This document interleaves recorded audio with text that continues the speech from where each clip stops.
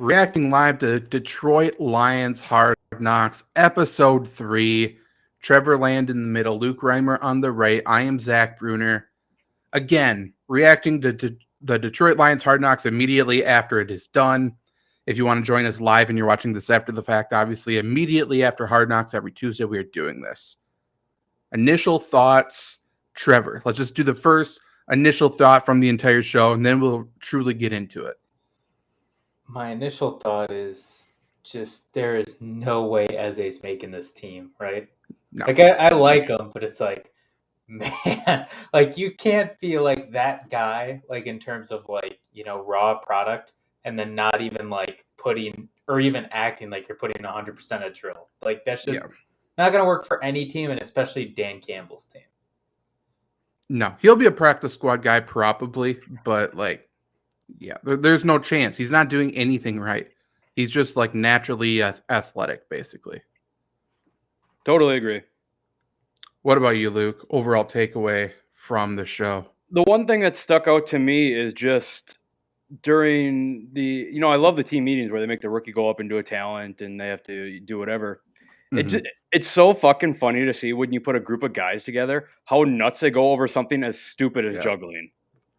Well, yeah, like that's why I was afraid at first because he was being super shy about it. Right. Like no matter what, you say you're signing bonus, it doesn't matter if it's $200 like the comedian said. The room's going to go ballistic because they just always do.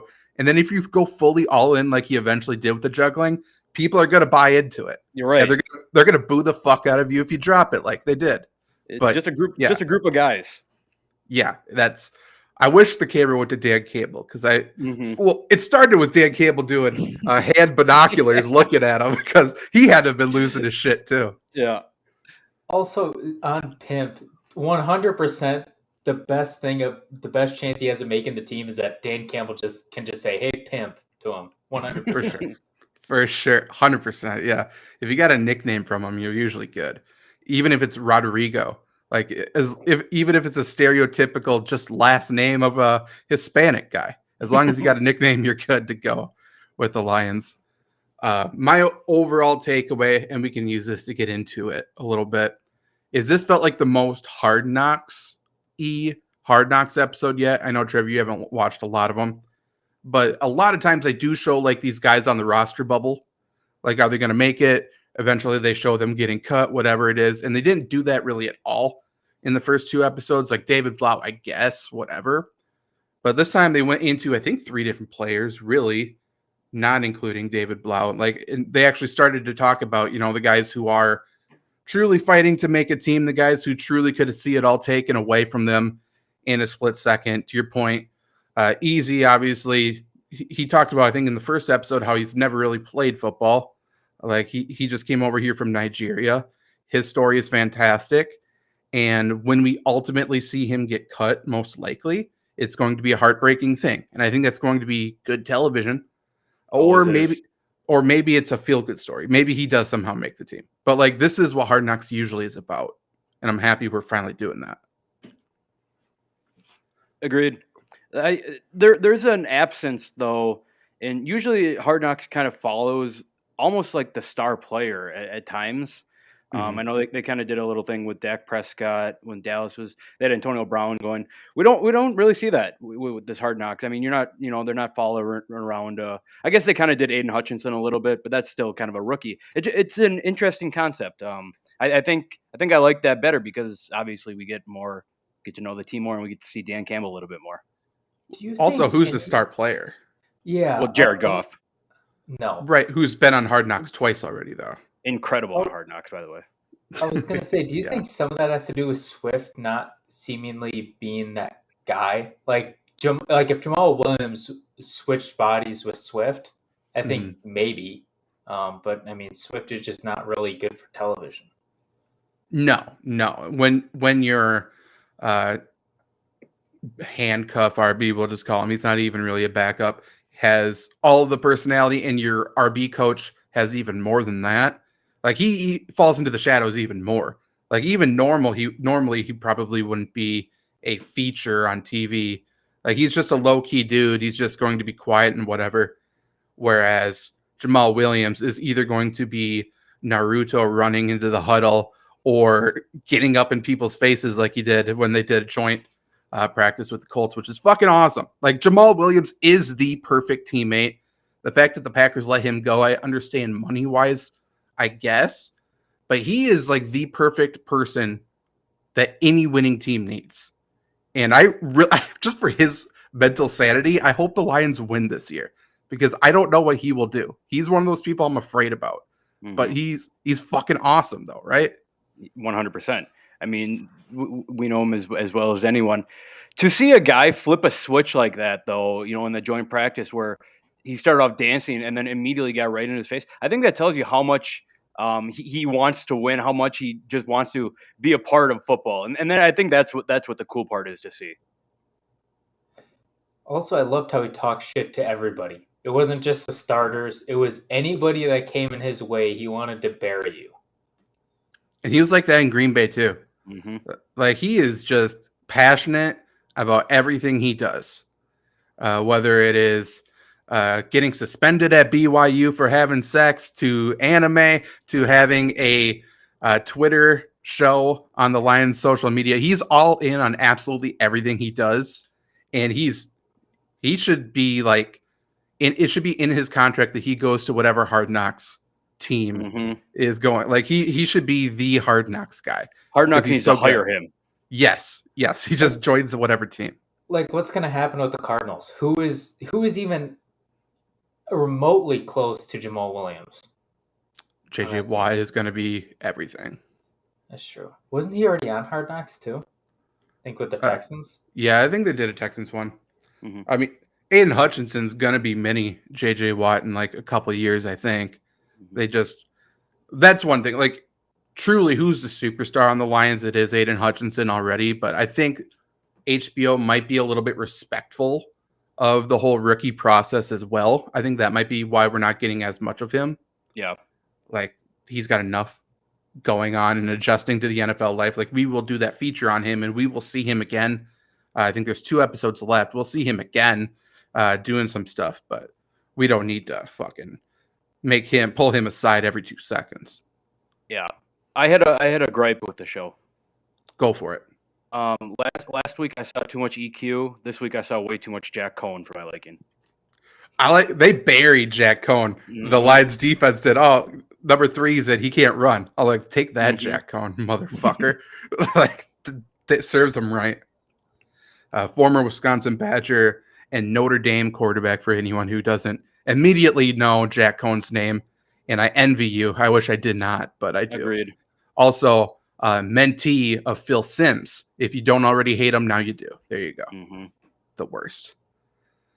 So it's like ghosts of Wisconsin fans past in this Lions Hard Knocks here. It really is. And I would have been filled with more rage if it wasn't immediately followed up or sandwiched by David Blau footage. And we talked a little bit pre-show. I think David Blau might be my least favorite. For sure, my least favorite player in the NFL. Maybe athlete. I hate David Blau. He's Fuck up there. This dude. He's the worst right now. I don't know if he passes Russell Wilson, though. I think Russell Wilson would be even worse. Oh, he would be terrible on Hard Knocks. I would not watch it. I don't think I could. No. From a distance, Russell Wilson's at least corny enough to make me laugh in a way where I'm like, I'm happy I'm multiple states away. I'm sorry, I don't mean to derail the conversation, but is Russell Wilson the corniest person to ever exist? He's up there. Yeah. He's up there. Mr. Unlimited. Screw that dude. I hate him. I hate him too. Sorry. Also, by the way, Ghost of Wisconsin passed. No. Another one. But yeah, David Blau, obviously last week he lost the Lions the preseason game. I wish Dan Campbell tore him a new one. He did not.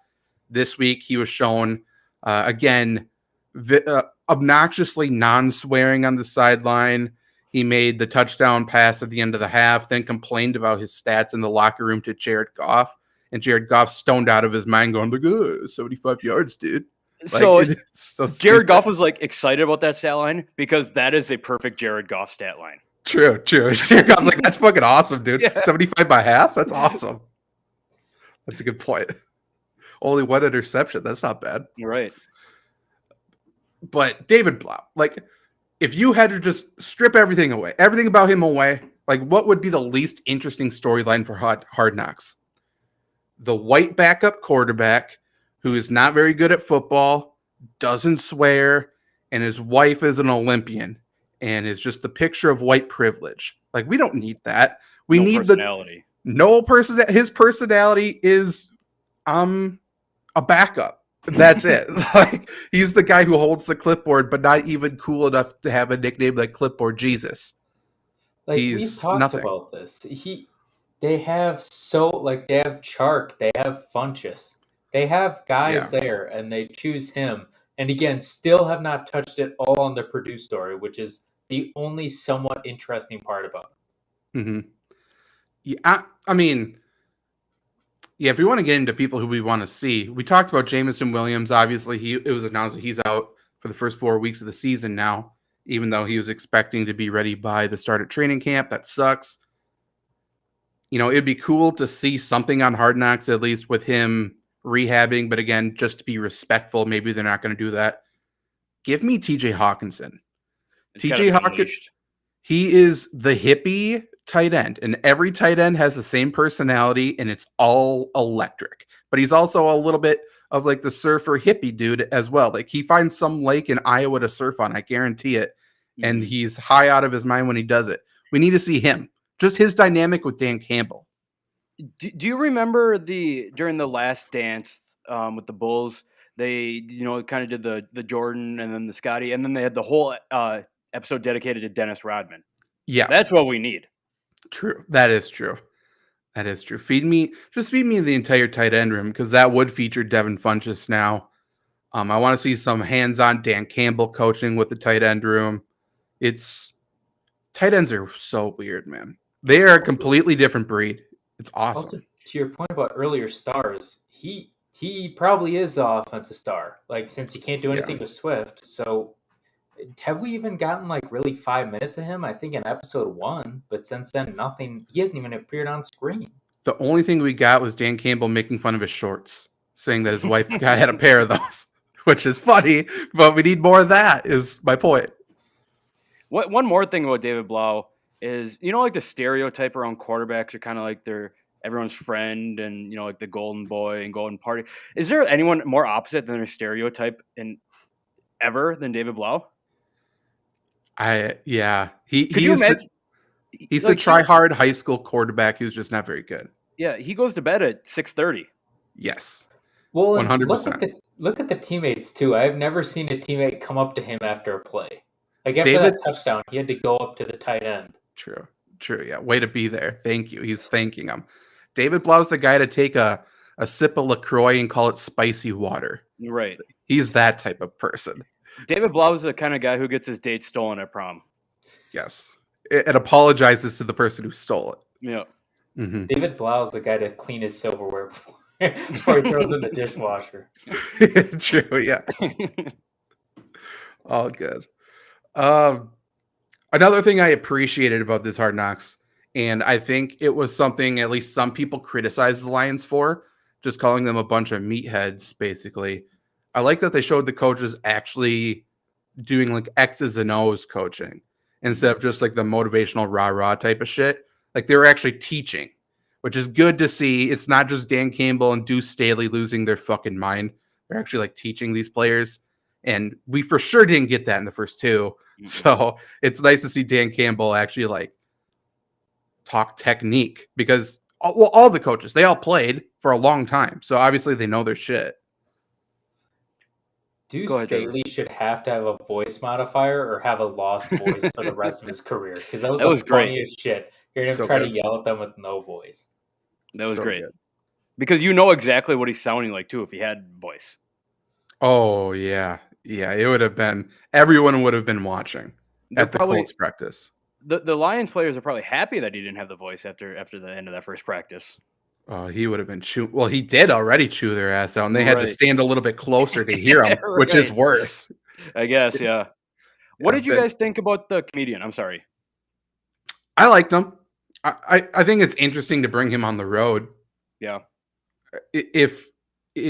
I mean, that's how it was shown. So maybe it wasn't that situation. Like maybe they just jumbled up the timelines a little bit. But if he went on the road to Indy to do a show for them, it's a little weird. But I mean, I thought he was funny. I thought he did good. Yeah, for sure. Or maybe he could have been like a local indie kind of guy. I mean, that's weird too. But yeah, I thought he was decent. He said he was from Detroit. I mean, he could be on Oh. tour, obviously, and he could have been doing a show in Indy or something. Who the hell knows? But yeah. I have one more question for you guys. Indianapolis is doing way too much with walking through the woods to get to the practice facility. I mean, like, what are we doing? It's the Colts too. Like they have, like There's no what is trees in their- Indianapolis. No. Yeah. They're all fake trees. Also, Yeah. also, right. what is their tradition there? Like that's not. Why would the Colts have the Field of Dreams? They'd be the last team with that. It's just Jim Irsay having enough money and being like, what are the coolest sports traditions? And that was one of them, and he just tried to do it. Also, they fucked up the color of the road. Those are Lions colors. That was a Lions Yeah. blue. They didn't even get the right blue. No, that's awesome. They felt that, or Dan Campbell brought it from home to make sure his players felt at home, which Okay. could be true. Yeah. He was Jim out there Irsay- early. Jim Irsay too, by the way, great follow on Twitter he'll let you know if the roof is open or not for each home game. Yeah. Yes, he will. Sometimes he'll give you some money too. Mm-hmm. I think that's about all I have. Yeah. I'm just happy it was more Hard Knocksy. I'm happy they showed the coaches coaching, so we don't have the people criticizing the Lions anymore going forward, just being like, these guys aren't even coaching. They're just yelling, whatever. One thing that happened either today or yesterday in real time, the Lions had a players coached practice. So that'll be interesting for next week's Hard Knocks. I'm sure they'll show it. Mm-hmm. If fucking, Jamaal Williams is leading practice, it'll be electric. Mm-hmm. It's gonna be I- David Blau, isn't it? Oh, They're gonna make it about damn him it. somehow. God damn it, Trevor. He's gonna have to he's gonna be the Russell Wilson where he does the speech that nobody asked for in the middle. Nobody's even listening. Nobody's looking away. Yeah. I hope not, man. Broncos country, let's ride. That's right. But to your point, kind of that you talked about offline, Zach, the lion poster or frame in Dan Campbell's office, and he's got way more motivational stuff that he just didn't have on the wall at that time. Oh, for sure. So when I sent that, I totally forgot that he was the coach of the Lions, and I was just picturing Dan Campbell in like an office, like a secretary with a lion poster. Yeah, But sure. I think it fits in both scenarios here.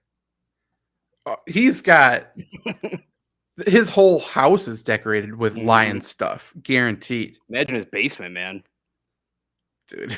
It's just, I would love to do like an MTV Cribs episode, basically on Hard Knocks of Dan Campbell's house. I want to see his wife. I want to hear her talk. That's Mhm. the wife or the significant other I want to know, because what kind of person is married to Dan Campbell? I think that's fun. She's either like the most meek, nice person ever, or she's jacked just as intense as him, like Yeah. doing 50-pound barbell curls like at 10 at night. Awesome. And if he has kids, I want to see that. I want to They see definitely Dan have Campbell mullets. dad mode. 100% they have mullets. Mullets and pit Probably. vipers. Yeah. Yeah. They all chew already. So one thing I'd like to say and ask for anybody watching, we're all going to the Detroit Lion Pack game November 6th. I just want to shake Dan Campbell's hand. I just need to see Dan Campbell up close and personal, because I feel like that energy just flows through you. He'll break your hand for sure. That's fine. I'll it's never get it done. fixed. I'll keep it broken. Yes, that's the way to do it. That's the correct answer. Anything else we want to go out on? Anything else you want to see on the last 2 episodes of Hard Knocks? Who do you want to see cut? Oh, but speaking of cut, David Blau. yes. But speaking of cut, we got Craig Reynolds, the mayor of Cutstown. Mhm. I forgot I was obsessed with this dude for like 1 week last year.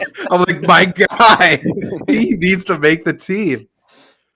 And now I know his backstory, which is cool. But all I needed was Cutstown. It just adds to the allure of Cutstown. Yeah. Dude.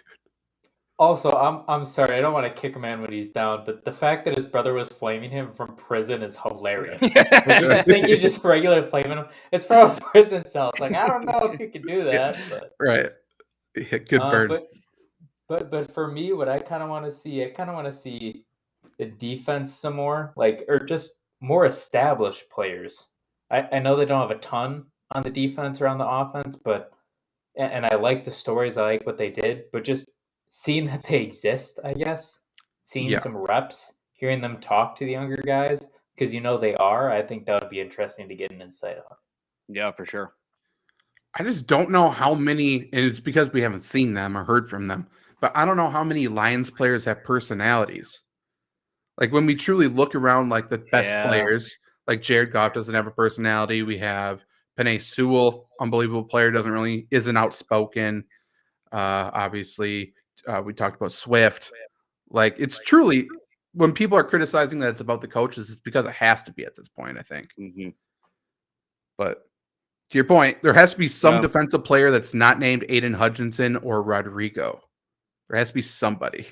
I don't know if I like Rodrigo. He's fine. Like I don't need any more of him. Like I know what he is. Yeah, he doesn't have any redeeming qualities to me. I'm not rooting for him. No.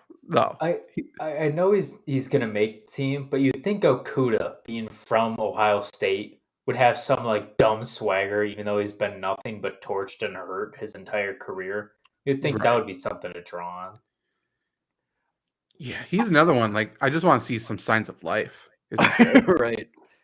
I want to see. Well, obviously, you guys know that I want to see Jared Goff, but on the other side, we're getting a nut cutting time here for cutting down depth charts. Getting really close to the season. I hope we see all these. I always talk about it, the one-on-ones on special teams with the gunners and blockers. I hope we see all kinds of those one-on-one drills because you're going to see the energy, the fight to make this team, and I really hope that they capture it in these next 2 episodes. And I want to see the dynamic between Dan Campbell and him cutting like a player. Yeah. Because tears are going to be shed, mostly by Dan Campbell and not the player. But I just want to see what he does. I want to see because everything with Dan Campbell, some analogy, some metaphor, and I want to see what he works in there. I want to see if he has props for that too. Because the props with the pants was electric. Awesome. And somebody had to sweep it up. But yeah. Right. You just know he put that together too. Like he's like, oh shit, what can I put it? And he stayed up all night for baby powder real quick, made sure it was nice. Will they get it? All that stuff. Yeah. Like he doesn't sleep. He just drills like what his speech is. We still haven't seen him drink coffee, by the way. Oh, I know. True. That's right. The first episode we said we wanted to see his assistant. I do want to see that still. Yeah. Yeah, they're missing on something big here. Like this is a big Dan Campbell storyline last year in the NFL, and they're just not capturing this whatsoever. No, they're dropping the ball on it for sure. Maybe we'll interview the assistant who has to go get the coffee, interview the Starbucks workers. Just like does he like bust in through the doors like Kramer every morning? I want to know what that is like. Like what does the public think about Dan Campbell? Is he a nuisance in Detroit or like what's going on in the off season? Someone who sees him grocery shopping. I wonder what he buys for groceries. Yeah, just creatine. Dan Campbell is definitely the guy who tells a Starbucks employee to leave the window half open because he wants to get through the hard way. Everybody can take through the door. You just see him slipping through a side window. For sure. I got nothing else. You guys? I think Henry must be too good for our show. Too good. He needs his own Dan Campbell hour by himself. I think he just has to decompress after. I'm right there with him. That's fair. You have to take everything in. Yeah, watch it a few times back to back. Right. Tomorrow night, live on the YouTube channel. So if you are here on YouTube, make sure to subscribe. Make sure to hit the bell so you are notified. We have 2 shows. One is Lombardi Sweep. We will be talking about the Green Bay Packers and their training camp, cuts, news, stuff like that.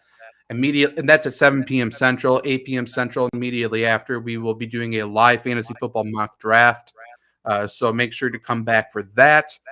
We will be doing some random stuff, I am sure. So yeah, we'll see you guys tomorrow night. Bye. Peace.